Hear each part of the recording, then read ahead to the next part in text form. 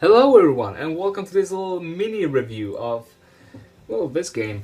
This game right here, Xenoblade Chronicles X. It's actually been out for, well, today it's been out for 3 days. And you may ask, why is this a little mini review? Well, this is actually just because I haven't gone that far into the game. But I feel like it's such a great game and I want to put my feelings out there. I'm going to do a bigger review in the future, I hope.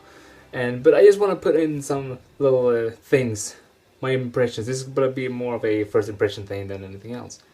But I want to say more about like what I like, something about the story, the beginning of the story, something I like gameplay aspects and stuff, and well, the game overall. So let's just jump right in and see what this is heading. But of course, if you don't want any story-related spoilers, click the annotation around my face, or click this time that I put around here, to where I jump to something else. So I guess if you haven't clicked it already, then I guess you want to stick around. So let's just get to it, alright? Where the fuck did I put this shit? Need the game. It's gonna be difficult otherwise.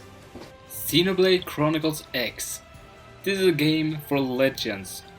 This is a game that makes legends. This is a game of legends. I don't know where I'm going with this. Let's just jump right into the story.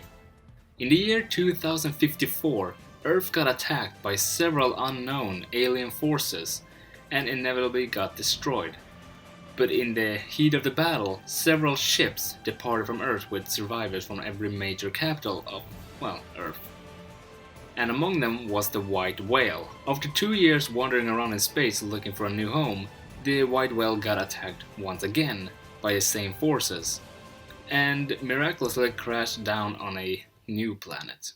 Upon waking up, you're greeted by Elma, who serves as a minor guide in this tutorial, whatever you want to call it, and she tells you about everything that has happened, and that you, along with many other survivors that was sent in these pods that landed on Mira, and you were among the very few that survived the impact. But upon exploring a little bit, you're introduced to this new planet, Mira, and may I say, just holy shit, this planet is fucking beautiful. Look at this place, it's fucking gorgeous. Everything, I love everything about how this looks, and that pretty much summarizes everything of the beginning of this game. The beginning is just this, and well, let's just head over to the exploring part. When it comes to exploration, this game follows the same rule as the original Xenoblade Chronicles. If you can see it, you can go there. And that is really no exception for anything in this game, because you can really go anywhere. There's really no restrictions to where you can go, right off the bat even. It's really not a question about whether you have the means to go there, but if you are able to handle what's there, as of high level enemies, because the level difference in enemies come and go a little bit here and there on Mira. But you can face up against level 80 enemies right off the bat, and some are even willing to battle more than you are. Because when it comes to enemies, several have these eye icons, and those means that they will attack you if they spot you. So just keep on watch for that. Later in the game you will unlock a Skell. I have not done this at this point, but I have heard that you unlock them around chapter 6, so I am not that far away. But a Skell is something you can use to traverse, well, Mira. And it's really a good means of transportation. That's what I've heard, at least. Heard and seen. But if you just want to go and get a little check here and there, you can also send out these little pod things, whatever you want to call whatever they are. You can just check the little area you are in. And it's actually really, really effective. Now, let's head over to combat. The combat system of Xenoblade Chronicles X is actually a little bit complicated, since, well, look at down there. You see those little circles down there? Those are so-called arts.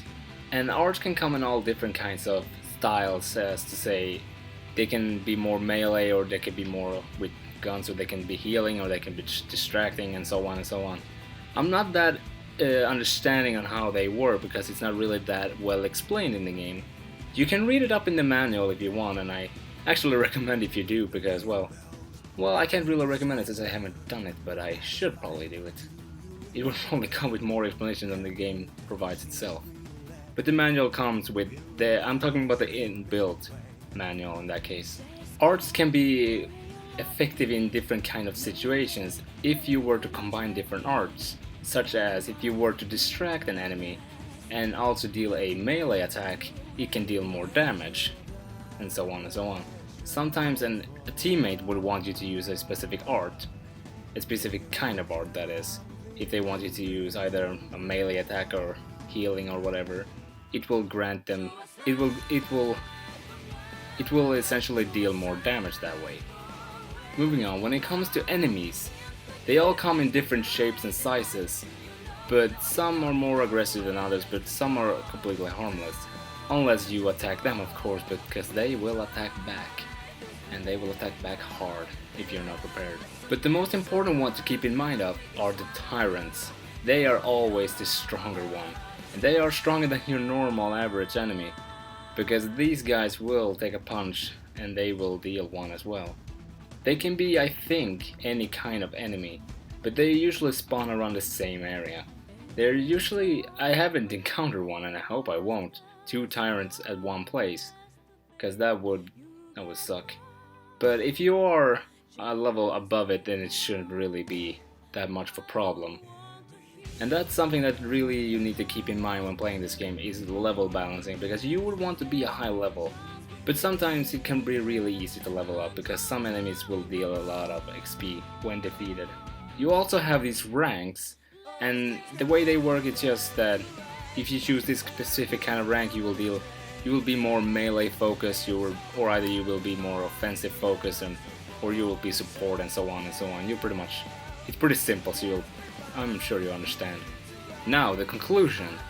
As I've stated many times throughout this review, or at least once or twice, is that I cannot really give a definitive verdict on this game just yet, since I haven't finished it. But I can say this, I love this game.